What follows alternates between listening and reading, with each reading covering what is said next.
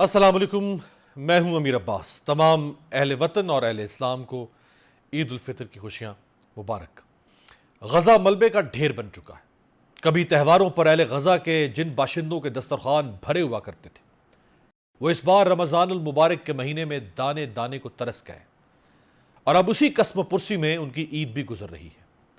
ये शदीद मसाइल सिर्फ फ़लस्तीन तक महदूद नहीं बल्कि पाकिस्तान समेत दुनिया के ज़्यादातर इस्लामी ममालिक के आम शहरी बदतरीन ज़िंदगी गुजारने पर मजबूर है। लेकिन इसके बिल्कुल मुतज़ाद अमीर मुस्लिम ममालिक के हुक्मरानों और रऊसा का हाल यह है कि वो अपने ख़ानदानों के हमरा लाखों डॉलर्स यूरोप के सियाहती मराकज़ में लुटा देते हैं। हज़ारों डॉलर्स रेस्तोरानों में बतौर टिप दे दिया करते हैं। अरब फरमा रवाओं और उमरा के पुरतायुश दस्तरखान शाम, सूडान, लीबिया और कई मुसलमान ममालिक की गुर्बत का मजाक उड़ाने के मुतरादिफ है। यही वजह है कि समाजी तरक्की की आलमी फहरिस्त में दुनिया के बेहतरीन 46 ममालिक में एक भी मुस्लिम मुल्क शामिल नहीं है। यहां सवाल यह है कि क्या दुनिया के 57 मुस्लिम ममालिक मिलकर भी अपने मुसलमान भाइयों का बेहतर हाल और बेहतर मुस्तकबिल नहीं बना सकते? क्या सिर्फ ईद और त्योहारों पर अतियात और खैरात बांटकर मुस्लिम दुनिया के साहिबान इख्तियार अपनी जिम्मेदारियों से बरी जिम्मा हो सकते हैं? कुछ मुस्लिम ममालिक बेहद अमीर जबकि ज्यादातर मुस्लिम मुल्कों में गुर्बत व अफलास का राज क्यों है? पाकिस्तान तो खुद सियासी, समाजी और माशी अदम मसावत का शिकार नजर आता है।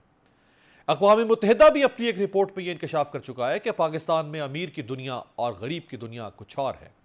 लेकिन इसके बिल्कुल बरक्स इस मगरूज और गरीब मुल्क का हुक्मरान तबका और अशराफिया हर साल 17 अरब डॉलर्स की मरात शीरे मादर की तरह चाट जाता है और डिकार तक नहीं लेता। लेकिन जब आवाम को डिलीवर करने की बात आती है तो यह तबका इंतहाई ढिठाई के साथ कहता है कि खजाना खाली है और मुल्क नाजुक हालात से गुजर रहा है। पाकिस्तान में माली साल 2022 और 23 गुर्बत की शरह में 4.5% इजाफा हुआ है और मजीद 1 करोड़ अफराद का गुर्बत की लकीर से नीचे जाने का खदशा है। मजमूई मौशी तरक्की के एतबार से बांग्लादेश भी पाकिस्तान से कहीं आगे निकल चुका है।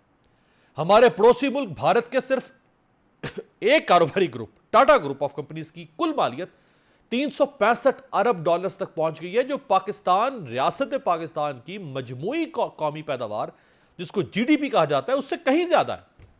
यहां सवाल यह है कि पाकिस्तान नाजुक हालात से कब और कैसे निकलेगा? क्या पाकिस्तान के समाजी, सियासी और इक़्तिसादी मसाइल की वजह अहल क़यादत की अदम दस्तयाबी है? क्या पाकिस्तान के पास ऐसा कोई रहनुमा है जो सियासी, इलाकाई, तबकाती और मजहबी तासुबात से बालातर होकर मुल्क की 100% अफरादी कुव्वत को साथ ले चले और मुल्क की आबादी के 100% की तरक्की का सोचे? आखिर पाकिस्तान में वो दौर कब और कैसे आएगा कि जब अमीर की ईद और गरीब की ईद एक जैसी होगी? आज ईद उल फितर को एक और अंदाज से आपके सामने रखते हैं। मेरे साथ 3 इंतहाई मोतबर शख्सियात, काबिल एहतराम शख्सियात मौजूद हैं। इफ्तिखार आरिफ साहब एक अहद का नाम है। उर्दू बोलने, लिखने, पढ़ने, सुनने वाले न सिर्फ पाकिस्तान बल्कि दुनिया भर में वो इनके मोतरफ हैं और असर हाज़िर के सबसे बड़ा नाम शेर व अदब में। बहुत शुक्रिया इफ्तिखार आरिफ साहब। अल्लामा हसन ज़फ़र नकवी साहब मारूफ आलिम दीन, मजहबी स्कॉलर और इंतहाई खूबसूरत गुफ्तगू करते हैं, ख़ास तौर पे समाजी मसाइल, जिस तरह आज हम ईद के समाजी पहलू पर बात करने जा रहे हैं। और वारिस बेग साहब, एक नस्ल गुजरी है इनको सुनते हुए, इनकी गुलकारी को, और ना सिर्फ ये पाकिस्तान के मारूफ गुलकार बल्कि समाजी मामलात में और फिलंथ्रॉपी के अंदर भी बहुत पेश रहते हैं। आपका भी वारिस साहब बहुत शुक्रिया। इफ्तिखार आरिफ साहब, ईद का जो समाजी पहलू है उस पर आप क्या कहना चाहेंगे? मैं पहले तो आपको दाद देना चाहता हूँ। आजकल मीडिया से जिस तरह की गुफ्तगू होती है उससे दिल जो है वो बहुत उदास होता है और शर्म आती है कि मैं भी एक ज़माने से मीडिया से वाबस्ता रहा हूँ। टेलीविज़न के एंकर्स जिस तरह से गुफ्तगू करते हैं और जिस तरह से वफ़ादारी का सबूत दिया जाता है, पावर दैट वी से, वो शर्मनाक हद तक है। और ऐसे में आपकी जो गुफ्तगू है वो मुझे बहुत अच्छी लगी और मुझे शुबा है कि जो आपके मुंतज़मीन हैं वो इसको किस नज़र से देखते होंगे। बिलाशुबा ये बहुत ही शर्मनाक बात है। आपने तमाम बातों की निशानदेही की। 57 इस्लामी ममालिक और آپ دیکھیں کہ وہ قرارداد مذمت بھی اپنی مرضی سے پیش نہیں کر سکتے، اور اجازت کے بغیر وہ ان کے اخبارات، ان کے رسائل، ان کے زعماء جاتے ہیں یورپ میں اور امریکہ میں، مگر کوئی ہمت نہیں ہے کہ وہ ایک لفظ ان کے بارے میں کہیں، بلکہ ان کے جو گماشتے اور ان کے جو ایجنٹ ہمارے ملک میں ہیں وہ بھی ان لوگوں کی مذمت کرتے ہیں جو زبانی طور پہ بھی اگر حمایت کوئی کرتا ہے فلسطین کی، یا ان کے غم و اندوہ پر، ان کی تکلیفوں پہ اگر زبانی بھی کوئی گفتگو کر دیتا ہے ہمدردانہ، تو وہ اس کے درپے ہو جاتے ہیں اور اس کی کردار کشی پہ آمادہ ہو جاتے ہیں۔ ایسے میں دیکھیے عید الفطر تو ایک شکر ہے کی منزل ہے رمضان کے جواب میں، اور اگر رمضان ہی میں وہ صف بندی ہو گئی ہو کہ آپ جو ہیں وہ روزہ رکھنے کے لیے، جس غالب کا مصرع تو ایک اور طرح سے انداز میں تھا استہزائیہ کہ روزہ رکھیں تو کھائیں کیا وغیرہ افطار، مگر ہمارے ہاں تو صورتحال مہنگائی کی یہ ہے کہ بازار پٹے پڑے ہیں، بازاروں میں آپ تشریف لے جائیں تو آپ کو اندازہ ہوگا کہ اس ملک کے پاس بہت پیسہ ہے، سامان ہے کہ فروخت ہوئے جا رہا ہے، چیزیں ہیں جو گھر میں آئے چلی جا رہی ہیں، جو صاحبان دولت و ثروت ہیں ان کی صحیح۔ آپ دیکھیے کہ وہ تین چار عیدوں کے لیے بھی اپنے لباس تیار کرتے ہیں۔ یہاں بچوں کے لیے 2 وقت کی روٹی لینا غریب کے لیے، میں اندازہ کرتا ہوں جی اسلام آباد میں کہ بھئی جو یعنی 16 17 18 19 گریڈ کے جو بچے ہیں بچیاں ہیں، وہ جو تنخواہ دار ہیں، کیسے کوئی آدمی ان کا بجٹ بنا کے دکھائے کہ بھئی ان کے لیے گھر کے مسائل ہیں، لباس، یعنی عام دنوں میں لباس ان کو مہیا نہیں ہے، عام دنوں میں یعنی کتابیں ان کو مہیا نہیں ہیں، ان کو غذا مہیا نہیں ہے، اور آپ نے جیسے ابھی نشاندہی فرمائی کہ خط غربت سے بھی نیچے چلے گئے ہیں۔ اچھا، مثال دینے کے لیے جب آتے ہیں آپ تو اپنے ملکوں کی دیتے ہیں، آپ دیکھیے تباہ کر دیے گئے وہ ملک جو تھوڑا بہت کسی کا ساتھ دیتے تھے، لیبیا کو تباہ کر دیا، عراق کو تباہ کر دیا، ایران کے درپے ہیں جی، اور یہ بڑا آپ نے عام نکتہ اٹھایا ہے، اس پہ بات ہو رہی ہے چند دنوں سے کہ جو لوگ یہاں اسلامی سربراہی کانفرنس میں آئے پاکستان میں بھٹو صاحب کے زمانے میں، وہ ساری لیڈرشپ اس دور کی جو کھڑی ہو رہی تھی ان کو ختم کر دیا گیا۔ میں آپ کی اجازت سے علامہ صاحب کو بھی شامل کر لوں گفتگو میں۔ علامہ صاحب، ایک تو عید کا وہ پہلو ہے جو ہر جگہ گفتگو میں ہے اس وقت، عید ملن، عید کے رنگ، عید کے سنگ، عید کا جشن، اور ایک وہ پہلو ہے جو نہیں زیر بحث آ رہا، جو میں نے پروگرام میں آپ سب کے سامنے رکھا، کیا فرمائیں گے آپ اس پہ؟ بسم اللہ الرحمن الرحیم، الحمدللہ والصلاۃ علیہ یا ایھا الذین آمنوا کونوا قوامین للہ شہداء بالقسط۔ بات یہ کہ اتنی بااثر باتیں آپ نے بھی اور ہمارے بزرگوار جناب افتخار عارف صاحب نے کر دیں کہ میں انہی باتوں کو آگے بڑھا سکتا ہوں کہ دیکھیے، ہم بہت خوش ہوتے تھے، ہمیں ایک جس کو کہتے ہیں لالی پاپ دے دیا جاتا تھا کہ جناب مسلمانوں کے مسائل کے حل کے لیے OIC موجود ہے اور عرب لیگ موجود ہے، لیکن اب عقدہ کھلا کہ OIC بھی اسی لیے بنائی گئی تھی کہ جب کسی مسلمان ملک کو آئسولیٹ کرنا ہو، الگ کرنا ہو، تو اس کو کیسے الگ کیا جائے، OIC کا کارڈ استعمال کیا جائے۔ عرب لیگ کا کارڈ اس وقت استعمال کیا جائے جب شام کو نکالنا ہو، جب یمن کو نکالنا ہو، جب لیبیا کو نکالنا ہو، اس وقت یہ افریقن اور عرب لیگ کا کارڈ استعمال کیا جائے۔ آج جب فلسطین کی بات آئی ہے نا، تو آپ ذرا سا ماضی میں چلے جائیں نا، کہ آج کا مسئلہ نہیں ہے، یہ گزشتہ 100 سوا 100 سال میں جو پٹھو بٹھائے گئے تھے نا، آج معلوم ہو رہا ہے کہ پٹھو کیوں بٹھائے گئے تھے۔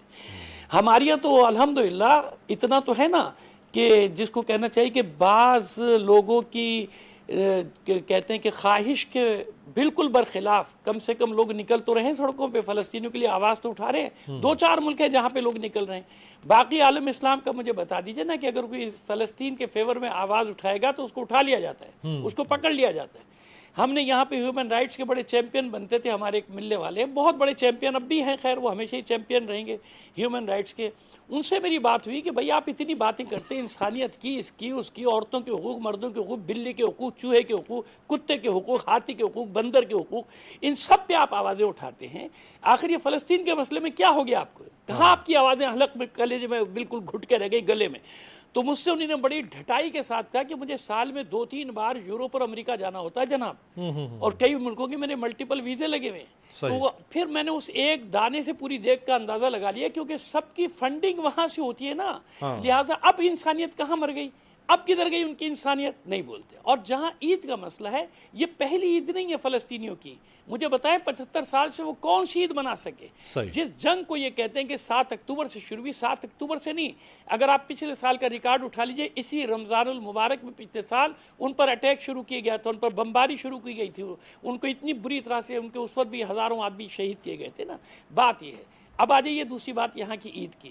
دیکھیے میں ایک چھوٹا سا واقعہ شیئر کرنا چاہتا ہوں، اگر آپ اجازت دیں میرے پاس. ٹھیک ہے، 2-3 منٹ کا واقعہ ہے، اگر آپ اجازت اچھا اگر آپ مجھے اجازت دیں تو میں یہ جو یہاں والی عید کا پہلو ہے، اس کو اگر ہم اگلے حصے میں لے کے جائیں اور پھر اسی پہ ابھی ذرا وہاں باہر کی بات کر کے پھر اپنے ہاں کا جو مسئلہ ہے اس کو بھی چھیڑتے ہیں. ٹھیک ہے. وارث بیگ صاحب، ٹھیک. آپ چونکہ پاکستان میں بہت ٹریول کیا، آپ نے، آپ ایک زمانہ آپ کا فین رہا، پاکستان سے باہر آپ بہت ٹریول کرتے ہیں، نہ صرف پاکستانی کمیونٹی، انڈین کمیونٹی، باقی کمیونٹی سے بھی آپ ملتے ہیں. یہ جو اس وقت یہ مسئلہ ہے فلسطین اور غزہ، تو اس پہ آپ کو پاکستان سے باہر، پاکستان میں کیا یہ مسلمانوں کی ہمدردی یا یکجہتی نظر آتی ہے؟ السلام علیکم جی. سب کو میری طرف سے بہت بہت عید مبارک، کیونکہ آج عید کا دن ہے. ہم یہ بات تو کرتے ہی رہیں گے. میرے خیال سے لاسٹ ایئر بھی ہم نے اسی طرح کی بات کی تھی، تب بھی کوئی پاکستان پہ کوئی مصیبت تھی، کوئی آفت تھی.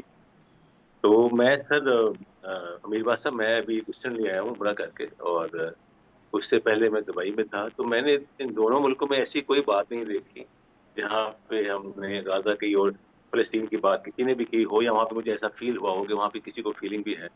آنیسٹلی جب بھی میں کبھی فون کھولتا تھا یا بھی کھولتا ہوں، دیکھتا ہوں، تو میرا دل سارا دن عجیب سی مجھے فیلنگ ہوتی ہے کہ ان کے لیے کوئی بھی سوچ نہیں رہا. جبکہ آپ نے انٹروڈکشن میں بڑی اچھی بات کی، فخار بھائی نے بات کی، نواز صاحب نے کی کہ کتے کے بھی رائٹس ہیں. ایون آپ نے کبھی وہ دیکھا ہوگا یوٹیوب پہ یا کبھی انسٹاگرام پہ، تو ایک بطخ جا رہی ہے، اس کے پیچھے 10 بچے ہیں، تو اس کو گزرنے دے رہے ہیں، تو گاڑیاں کھڑی ہو گئی، دونوں تو گورے ویٹ کریں گے یہ بطخ گزر جائے تو پھر ہم آگے سے گاڑیاں نکالیں گے.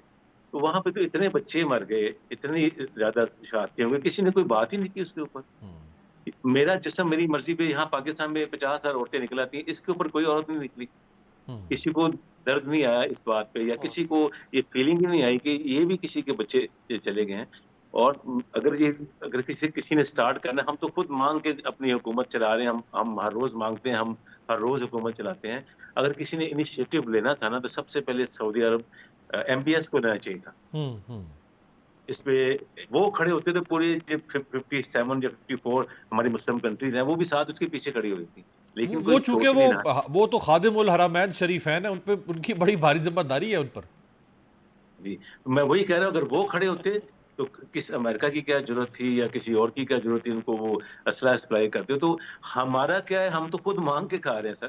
ہم کھڑے بھی ہو جائیں گے تو کیا کر دیں گے؟ ہاں، ہم تو اپنے لیے نہیں کھڑے ہو پا رہے. جو ہم اپنے لیے کھڑے نہیں ہو پا رہے، اگر ہم باہر ہمارے پرائم منسٹر جاتے ہیں یا کوئی بھی جاتا ہے، ہاتھ میں ہمارے کشکول ہوتا ہے، تو ہم نے ان کے لیے کیا کھڑا ہونا ہے؟ کم از کم وہ تو ہمارے وزیر اعظم کا بڑا معروف جملہ ہے نا، جس پہ بڑے لطیفے اور میمز بھی بنی کہ میں جہاں جاتا ہوں لوگ کہتے ہیں یہ تو مانگنے آ گیا. کچھ یہاں پہ عوام اگر کھڑی ہوتی، دیکھیں عوام، ابھی میں آج بھی سن رہا تھا کہ جی ہم عید کے بعد یہ اکٹھے کریں گے، ہم اس حکومت کے خلاف یہ کریں گے. تو اس میں آپ غزہ کے خلاف بھی کچھ کر لو، فلسطینیوں کے حق میں کچھ بات کر لیں آپ. تو وہ تو کوئی نہیں سوچ رہا. آج عید کا دن ہے، آج بھی ہم 3 بندے یہ بات کر رہے ہیں، کتنے لوگوں کو اثر ہونا ہے. اس کے بعد پھر ہم نے کھانے پہ لگ جانا ہے، ہم نے دعوتوں پہ چلے جانا ہے. عمل سے کچھ ہونا ہے بھائی جان، ہماری باتوں سے کچھ نہیں ہونا. تو عمل میں سمجھتا ہوں سٹارٹ ہوگا. اگر MBS سعودی عرب سے سٹارٹ ہوگا تو سارے ملک ان کے پیچھے آ جائیں گے. وہ بالکل ٹھیک بات ہے، زبانی باتوں سے کچھ نہیں ہونا. آپ اتنا اچھا پروگرام کرتے ہو، اتنا اچھا بولے ہو. افتخار صاحب نے اتنی اچھی باتیں کی، علامہ صاحب نے کی کہ بندر کے بھی حق ہے، کتے کا بھی حق ہے. ابھی انسانوں کے کوئی حقوق نہیں ہے، ان کے لیے کوئی کھڑا نہیں ہوتا. بہت خوبصورت. میرا جسم میری مرضی کے لیے 50,000 عورتیں لیبرٹی کھڑی ہوتی ہیں.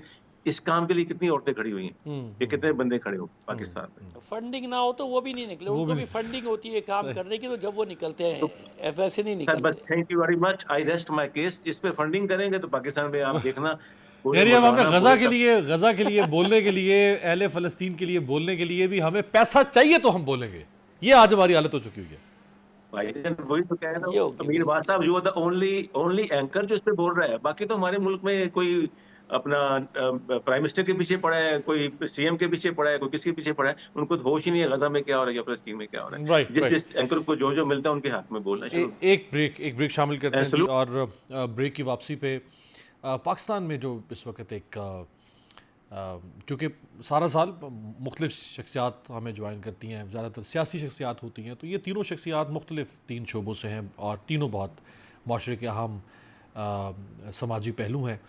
ان کی رائے پاکستان کے بارے میں کیا ہے, بریک کے بعد.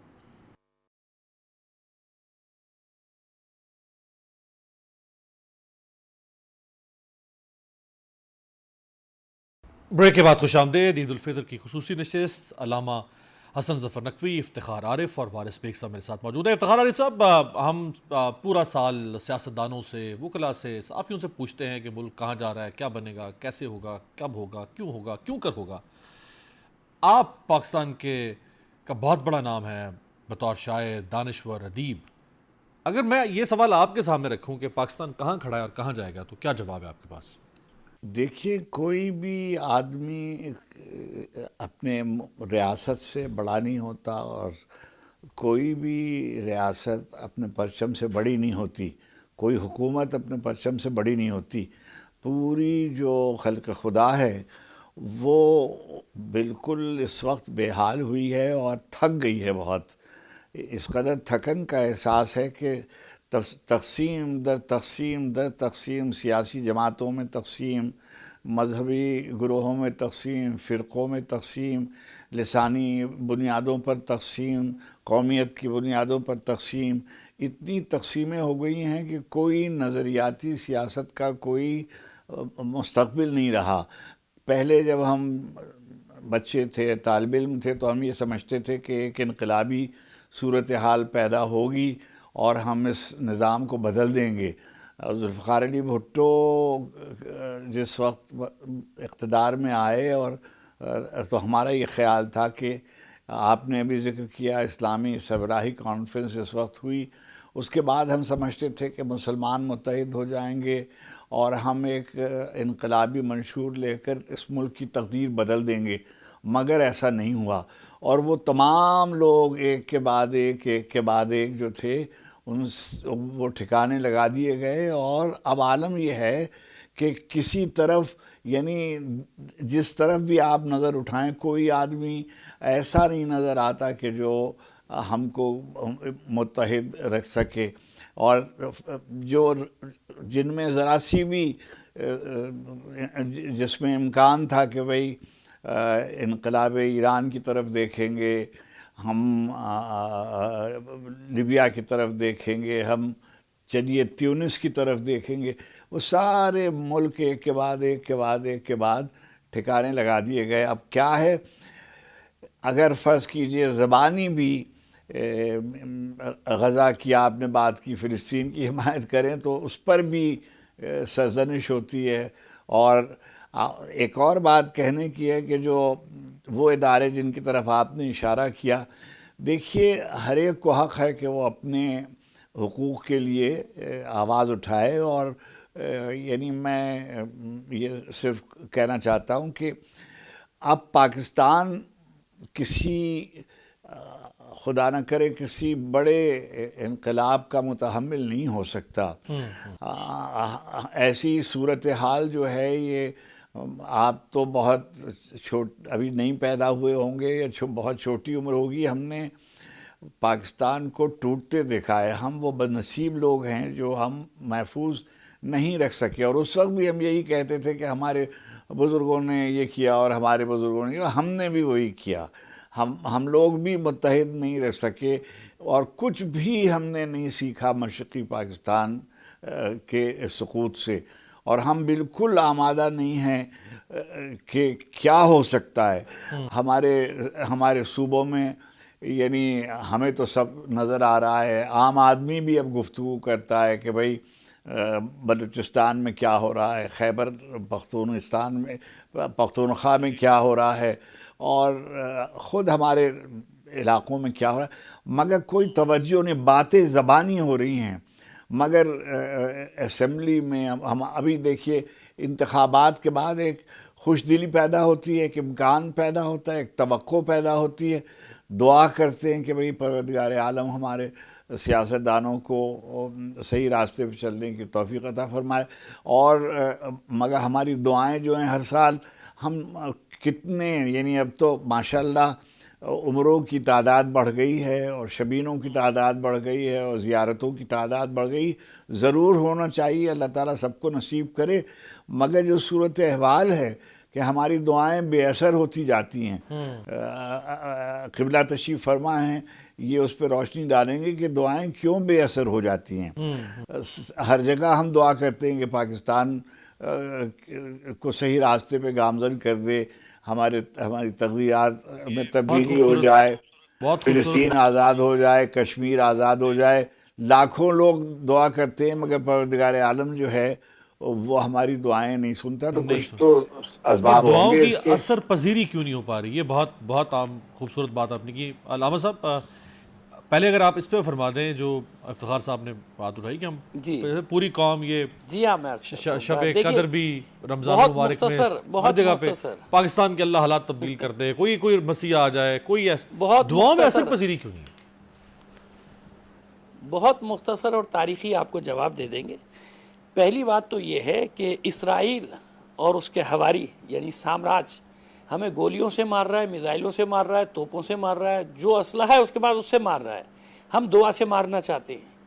یہ جو 40 لاکھ حاجی جمع ہو کے دعا کرتے ہیں، 40 لاکھ حاجیوں سے کوئی یہ پوچھے کہ اس کی عملی طور پہ مدد کرنے کیوں نہیں جاتے؟ یہ 57 ممالک جو ہمیں ابھی بھی کہا جائے گا کہ خصوصی دعائیں مانگی گئیں، آج بھی نا صبح عید الفطر کو نماز کے بعد خصوصی دعائیں مانگی گئیں. خصوصی دعا مانگنے کے علاوہ بھی کچھ کیا تو دعاؤں میں اثر کہاں نہیں. دیکھیے ایک تاریخی مثال دوں آپ کو. جناب سید الشہداء نے امام حسین السلام نے کربلا میں یعنی مکے میں حج کو تبدیل کیا عمرے سے اور چلے گئے کربلا کی طرف، یعنی کوفے کی طرف گئے. اس راستے میں کربلا میں رکنا پڑا، کوفے کی طرف گئے اور لوگ طواف کرتے رہے خانہ کعبہ کو. انہیں معلوم ہی نہیں کہ قبلہ تو گیا، حج تو گیا، کعبہ تو گیا، انہیں یہ پتہ ہی نہیں چلا. آج بھی یہ حال ہے کہ لوگوں کو یہ معلوم ہی نہیں ہے کہ انہیں کرنا کیا ہے. یہ جو کچھ ہو رہا ہے ہمارے ساتھ غزہ میں، فلسطین میں، ہم ساری اللہ سب کی عبادتیں قبول فرمائے. ہر انسان ظاہر ہے کہ جیسے بھی وارث صاحب نے فرمایا تھا کہ ہم لوگ اس حالات میں سے میں جانا چاہوں بھی، اس عمر میں بھی جانا چاہتا ہوں، میں جانا چاہتا ہوں، میں چاہتا ہوں مر جاؤں، وہاں جا کے شہید ہو جاؤں، لیکن کیا مجھے یہاں سے نکلنے دیا جائے گا؟ کیا مجھے وہاں پہنچنے دیا جائے گا؟ کروڑوں مسلمان اس وقت دنیا کے تیار بیٹھے ہیں، لیکن ان کے ممالک کے جو حکمران ہیں کیا وہ انہیں وہاں جانے دے رہے ہیں؟ راستے بند کیے ہوئے ہیں. ہاں اسرائیل کی مدد کے لیے زمینی راستے ضرور کھولے ہوئے ہیں کچھ لوگوں نے تاکہ اس کو لاجسٹک مدد جو ہے وہ پہنچتی رہے. مسئلہ یہ ہے کہاں سے دعاؤں میں اثر آئے گا میرے بھائی؟ ہر چیز کا تعلق ہوتا ہے. ہم بار بار کہتے ہیں کہ قول فعل قول فعل. جب قول و فعل میں اتنا تضاد ہو جائے گا تو پھر کہاں سے یہ سب باتیں پیدا ہوں گی؟ علامہ صاحب جو ہم باہر کے لیے دعا کرتے ہیں، عارف صاحب نے فرمایا کہ کبھی بھی ہم سبق لینے کو تیار نہیں ہوتے. علامہ صاحب جو دعا ہم فلسطینیوں کے لیے کرتے ہیں، یہاں سے بہت دور سینکڑوں میل دور کے لیے دعا کرتے ہیں، وہ دعا تو چلیں قبول نہیں ہو پا رہی ہے. اسی کو وجہ ہو سکتی ہے جو ہم اپنے لیے دعائیں مانگتے ہیں کہ اس ملک کے حالات بدل جائیں، اس ملک کے دن پھر جائیں، ہماری دعا اپنے لیے بھی نہیں لگ پا رہی ہے. اس کی وجہ کیا ہے؟ ہاں دیکھیے ایک جملہ عرض کرتے ہیں. پانی اوپر سے نیچے آتا ہے، نیچے سے اوپر نہیں آتا نا. بس ایک اشارہ آپ کو کیا ہے کہ جو دعا کر رہا ہے ملک کے حالات ٹھیک ہو جائیں. پہلے اپنی حالت تو دیکھیں نا. ہم کرپشن میں کس حد تک ملوث ہو چکے ہیں. اگر رکشے ٹیکسی والا مجھ سے 50 روپے زیادہ مانگتا ہے، میں اس کو 10 باتیں سناتا ہوں کہ تو زیادہ لے رہا ہے. میں اپنے گریبان میں نہیں جھانک رہا کہ جہاں میں بیٹھا ہوں میں کیا کر رہا ہوں، مجھ سے اوپر والا کیا کر رہا ہے. یہاں 1000 روپے چوری والا پکڑا جا رہا ہے اور 1000 ارب روپے چوری کرنے والا آگے پر جلنے لگتے ہیں اگر کچھ بات کریں گے تو. اب مسئلہ یہ ہے سارا کہ کہاں سے دعائیں. ہر جگہ کرپشن سے، کیونکہ یعنی عوام کو ذمہ دار میں نہیں قرار دے رہا. سمجھ گئے آپ؟ میں عوام نہیں ہے ذمہ دار. بالکل صحیح. میں نے عرض کر دیا کہ پانی اوپر سے نیچے آتا ہے. جب اوپر سارا کرپشن ہوگا تو نیچے والا میں کیا پاگل کا بچوں گھر میں بچوں کا پیٹ بھرنا ہے. یہ بہت آپ نے اہم نقطہ اٹھا دیا. اس پہ بہت بحث ہوتی رہی ہے. یہاں آپ کو روکنا چاہوں گا. ایک مختصر وقفہ ہے، وقفے کے بعد حاضر ہوتے ہیں. یہ جو آپ نے نقطہ اٹھایا. میں اسی نقطے کو لے کر جانا چاہوں گا بریک کے بعد وارث بیگ صاحب کے سامنے.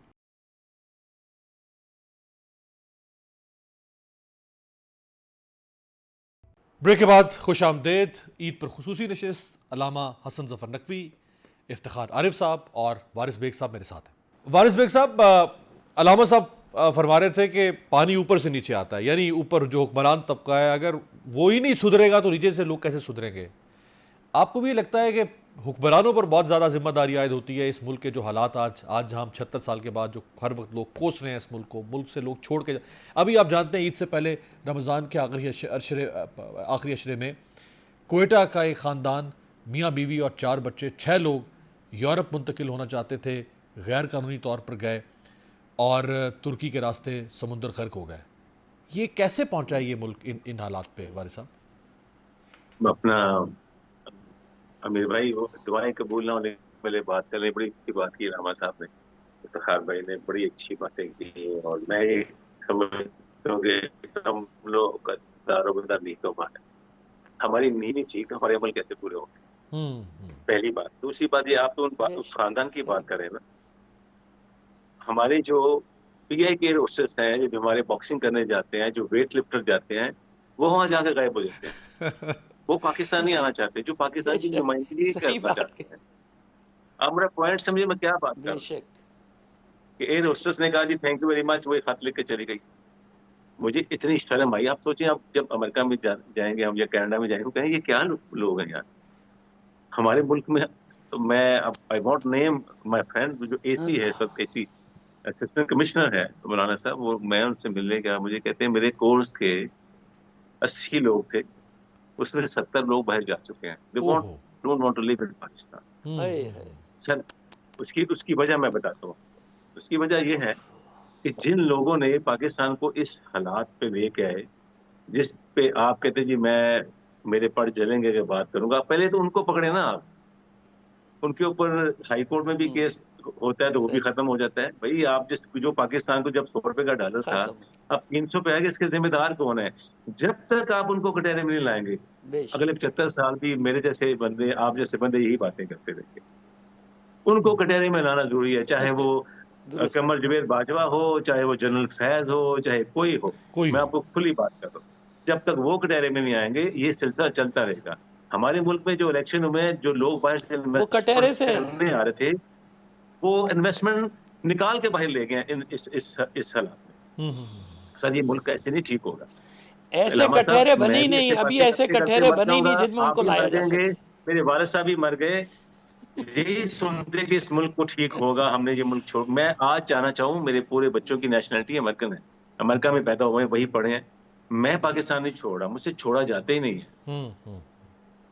ٹھیک ہے، میں کہتا ہوں شاید یہ ٹھیک ہو جائے، شاید یہ ٹھیک ہو جائے، شاید یہ ٹھیک ہو جائے. یہی جو ایک امید ہے افتخار عارف صاحب، یہ ایک جو جسے میں اگر سے کہوں، یہ ایک مہوم سی امید ہے، ایک بجتی سی امید ہے ابھی بھی لوگوں کے اندر کہ ہاں شاید یہ ملک ٹھیک ہو جائے. شاید جو دنیا میں جو انسانیت کی معراج دنیاوی طور پہ حاصل کر چکے ہیں جو ممالک، فلاحی ریاستیں بن چکی ہوئی ہیں، شاید پاکستان کبھی اس طرح کی زندگی دے سکے اپنے شہریوں کو. ہے آپ کو اس طرح کی کوئی امید مستقبل قریب میں، بعید میں؟ دیکھیے، بار بار ابھی انتخابات جب ہو رہے تھے تب یہ اعداد و شمار شائع ہوتے رہتے تھے. اس میں یہ بتایا گیا کہ پاکستان میں نوجوانوں کی تعداد بہت زیادہ ہے.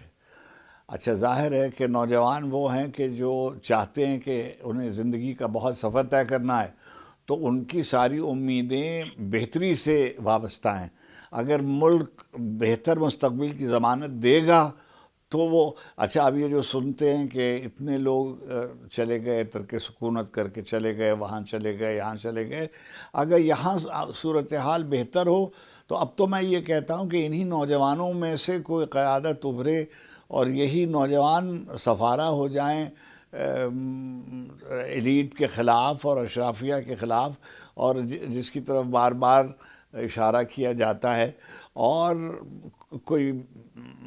کوئی قیادت ان کو میسر، انہی میں سے کوئی قیادت میسر آ جائے، تبھی اس کی حالات بدلیں گے. وگرنہ جس طرح کی صورت احوال ہے.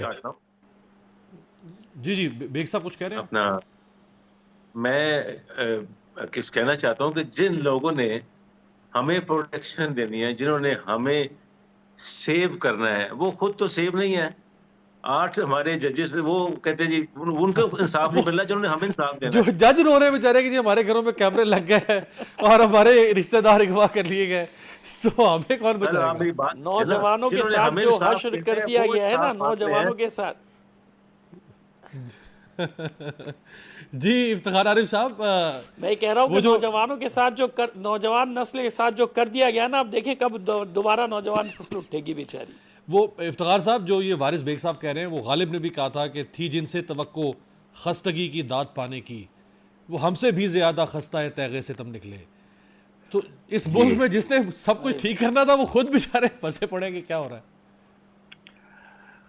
نہیں، میں سمجھتا ہوں کہ نوجوانوں میں بہت قوت ہوتی ہے، اور ہم نے بہت سے ملک دیکھے ہیں. ابھی آپ کا پڑوسی ملک ہے، اس کو ماؤ میسر آ گئے تھے، تو آج چین جس طرح کھڑا ہوا ہے، یہ اس نے فراہم کی ہیں یہ وہ بنیادیں جن کی بنیاد پر چین کھڑا ہوا ہے.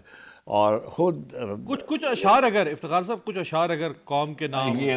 یہ تو کوئی اس موقع کے لیے میں کیا شے پڑھوں، طبیعت میری حاضر نہیں رہتی، مگر یہ میں ضرور کہتا ہوں نوجوانوں ہی سے کہ آسمانوں پر نظر کر، انجم و مہتاب دیکھ، واہ صبح کی بنیاد رکھنی ہے تو پہلے خواب دیکھ. واہ واہ.